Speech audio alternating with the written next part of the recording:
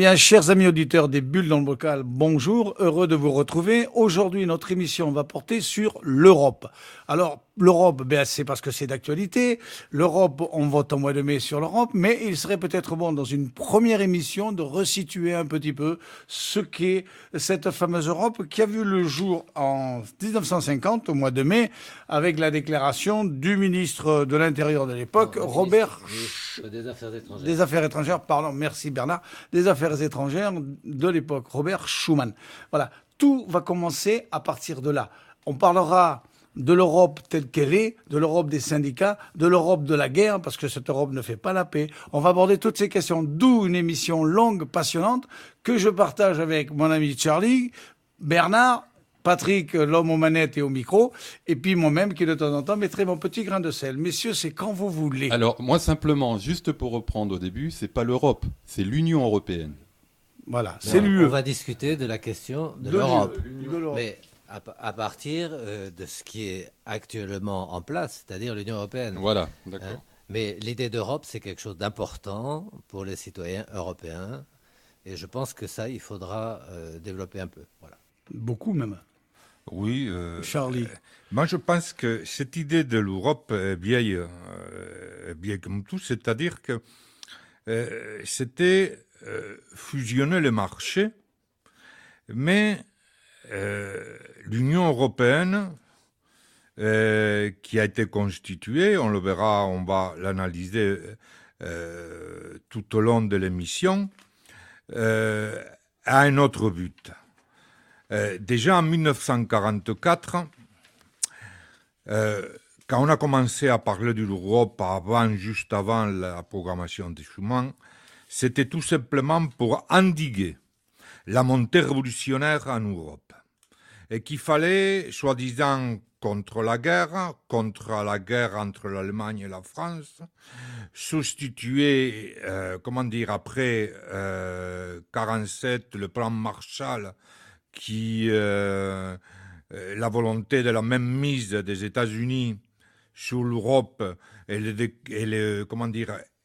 la demande des États-Unis, l'obligation aux pays européens d'acheter les produits américains, que la question de l'Europe a été posée et la déclaration de Schuman de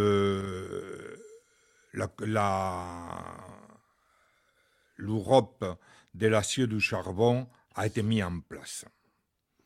Avec le traité de Rome, en 1957, on a élargi, on a fait donc la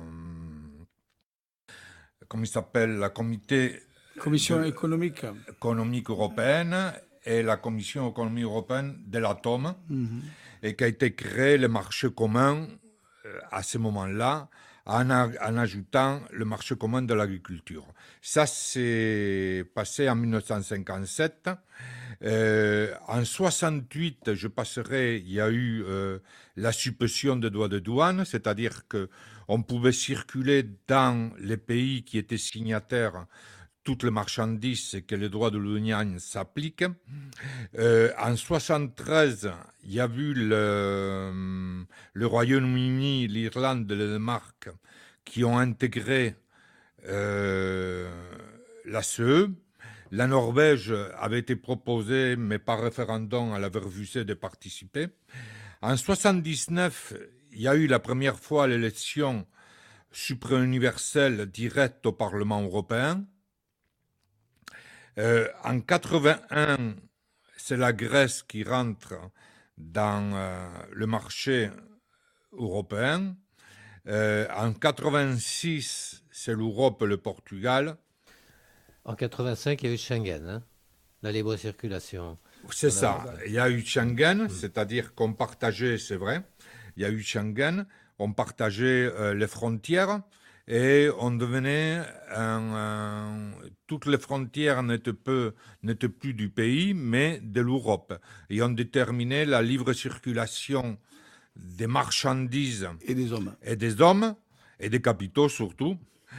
Et en 86, c'est l'Espagne et le Portugal qui rentrent à l'intérieur de l'UMET. En 81, il y a la chute du mur de Berlin qui fait que la question va se poser par rapport aux pays de l'Est. En 92, il y a le traité de Maastricht et on verra ce que ça veut dire. Je pense qu'il y a 2 éléments qui me paraissent les plus importants. C'était d'un, le déficit public ne doit pas dépasser 3% du PIB et la dette inférieure à 60% du PIB. C'est ce qui marque et qui sont encore d'actualité. Les accords de Schengen, c'est en 95. C'est en 85. 85 Schengen. En 77, il y a le traité d'Amsterdam. En 2002, il y a l'introduction de l'euro. 97, le traité d'Amsterdam, pas en 77. 97. Voilà, pas 77, excusez-moi. Et en 2004, il y a tous les pays de l'Est, Slovaquie, etc., qui rentrent dans l'Union européenne. Ce qui fait voilà comment l'historique de l'Union européenne. Ce qui fait, Charlie, que de 2 qu'on était en 1951, on arrive aujourd'hui à 27 pays dans l'Union européenne. C'est ça. Et cette Union européenne, c'était une institution supranationale construite comme instrument, c'est ce que mon point de vue, on peut être en désaccord, instrument du capital pour faire baisser le coût du travail. Cette Union européenne n'avait que ce but-là. Quels sont les rouages? Il y a un Parlement européen, il y a la Cour de justice européenne, il y a la Commission européenne, le Conseil de l'Europe, la Banque centrale européenne. Surtout, oui. Et le CES, c'est-à-dire la centrale européenne. Confédération européenne des syndicats. Des syndicats. Voilà ce qui est l'Union européenne. Donc après, on va déterminer quel est chaque rôle du Parlement, de la Commission, etc., pour qu'on comprenne exactement de quoi il s'agit. Alors, moi, comme j'ai pas du tout travaillé le sujet, je suis un mauvais élève, mais je vais faire le naïf alors donc durant l'émission. Si je comprends l'énumération que vous venez d'énoncer, la mise en place de l'Union européenne, donc au départ du marché commun, tout ça, c'est fait sans aucune demande par le vote et tout ça des peuples. Il n'y a pas eu d'élection. Non, il n'y a rien assez si près que c'est intéressant. Si on voit, on reviendra tout à l'heure sur la question de la régionalisation, parce que l'Europe voudrait on crée des régions dans le cadre de l'Europe. On ne s'adresse plus à des États, mais à des régions. Et pourquoi nous sommes un des derniers pays en Europe, pour dire le dernier, où cette régionalisation n'a pas abouti jusqu'au bout. Vous avez le cas de l'Espagne, vous avez des régions, l'Andalousie, la Catalogne, la Castille, vous avez les Länder en Allemagne, vous avez en Angleterre les différentes également régions, en Italie, etc. En France, et c'est là, il faut revenir, que rien est donné après 68. De Gaulle va tenter de, mettre les organisations ouvrières, le Parti socialiste, le Parti communiste, les syndicats, à sa vote et dire on va faire un référendum sur la question des régions. Et ce référendum a été,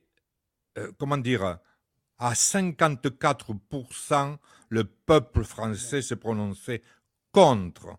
C'est-à-dire que ce qu'on voit aujourd'hui, les difficultés pour l'Europe de faire les régions en France, ça vient depuis 68, depuis les 58, leur objectif était de créer ces régions. Et on verra comment la question des régions et comment ça s'est traduit en France depuis 69 jusqu'à nos jours. Bernard. Oui, alors moi je voudrais revenir sur l'idée européenne.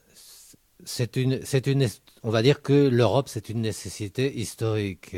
On est sur une planète où il y a des puissances, notamment la montée en puissance des États-Unis, surtout depuis la guerre de 14, où les nations européennes se sont saignées, entretuées, et ont fait grandir d'une manière fantastique l'économie américaine, puisque c'était l'économie américaine qui fournissait l'armement et beaucoup d'autres choses.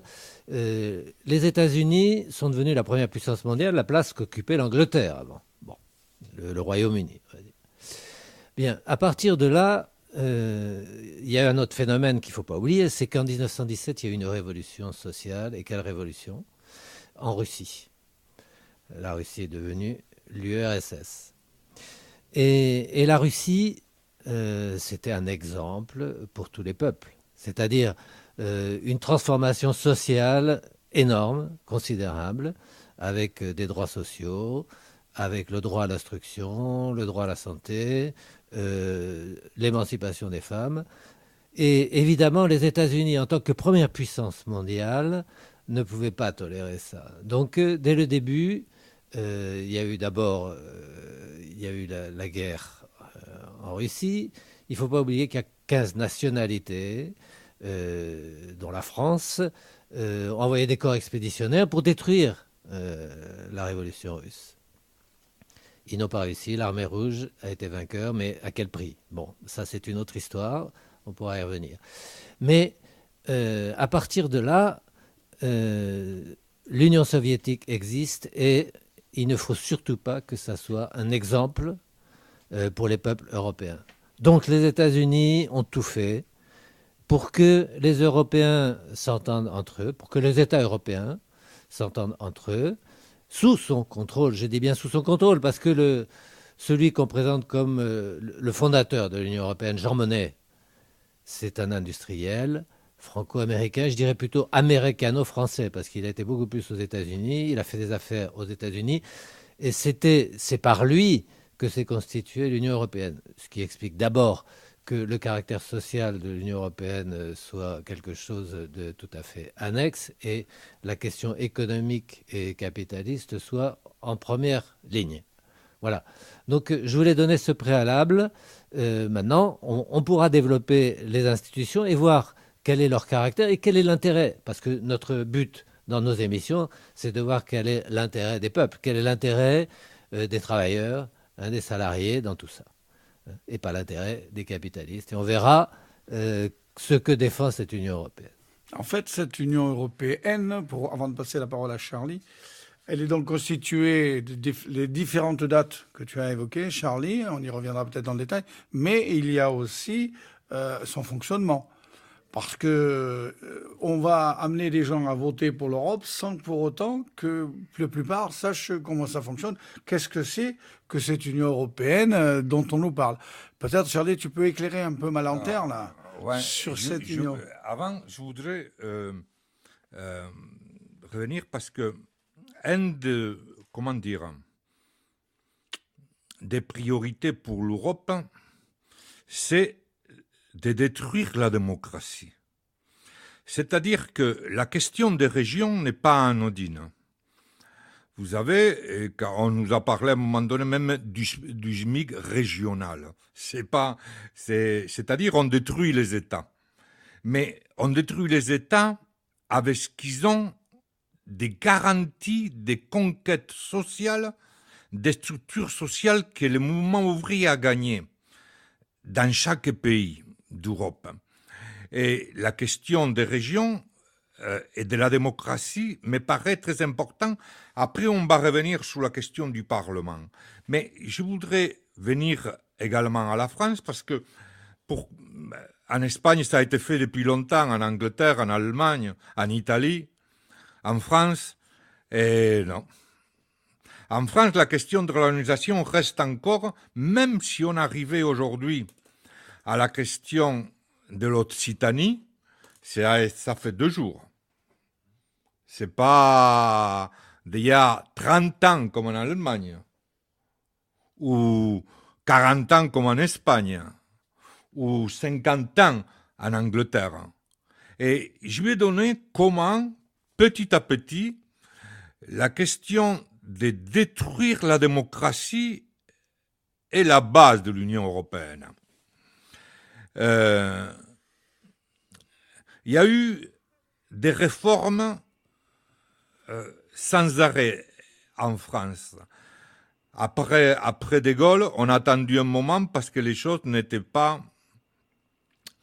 on ne voulait pas remettre ça à jour parce qu'ils savaient qu'il pouvait se déclencher un mouvement important. Mais avec l'aide du Parti socialiste, il y a la première loi de décentralisation menée par Gaston Defferre, de 82 à 84. La loi Pasqua en 95, qui s'appelait Aménagement du territoire. La loi de 99, d'échevènement, l'intercommunalité. On voit où ce qu'on en est aujourd'hui. En 2002, la loi Raffarin de la décentralisation. En 2010, réforme territoriale de Sarkozy. En 2014-2015, réforme d'Hollande sur l'Europe. Même caractéristique, l'étranglement démocratique. Mais ça a été la même chose en Allemagne les dernières 30 années. Pour que vous voyez que c'est toujours le même problème. En Allemagne, il y avait 30 000 communes. En 30 ans, ils sont passés à 8 500. En Belgique, il y a 2500 communes, c'est-à-dire là où on considère que la démocratie est directe, où on connaît notre maire, où la démocratie, elle est, pour prendre le mot à la mode, participative. En Belgique, passe de 2500 communes à 589. En Grèce, en 2011, on passe de 1034 à 3025. En France et en Italie, disparition des départements qu'on veut faire, disparition des provinces. En Italie, il n'y a plus de provinces, il y a les régions. Sur la Grèce, excuse-moi, mais tu as dû... inverser les chiffres. Les chiffres. Grèce, oui. 1034 à 325. Voilà. Oui, d'accord. Alors, qu'est-ce qui se passe? L'Europe finance l'Union européenne, ne finance que les régions. La Belgique reçoit 17 milliards qui versent aux régions, ils ne versent plus aux États. Qui dit régionalisation, dit rupture d'égalité dans les mêmes États entre les services publics, l'école, la santé. Chaque région organise ses services publics en fonction de ses besoins, dont l'État tend à disparaître, dont la démocratie par là même qui ont établi ces États est détruite. Et c'était le premier but de l'Union européenne, c'est détruire ces démocraties. Et on reviendra tout à l'heure sur la Constitution européenne elle-même. On en voit en Hongrie. En Hongrie, il n'y avait que des départements. On a fait 7 régions. Et ça dernièrement. Et cette région, il n'y a même pas des élus administratifs. C'est que purement rédigé pour l'Union européenne. Ça n'existe même pas. Et c'est pour recevoir les subventions. Cette politique, et j'arrêterai pour le moment là, il tend à faire exploser les cadres nationaux dans la démocratie au niveau des États. Bien, chers amis auditeurs, on va peut-être faire une pause musicale et je passerai de suite après la parole à mon ami Bernard par qui bout d'impatience pour dire quelque chose.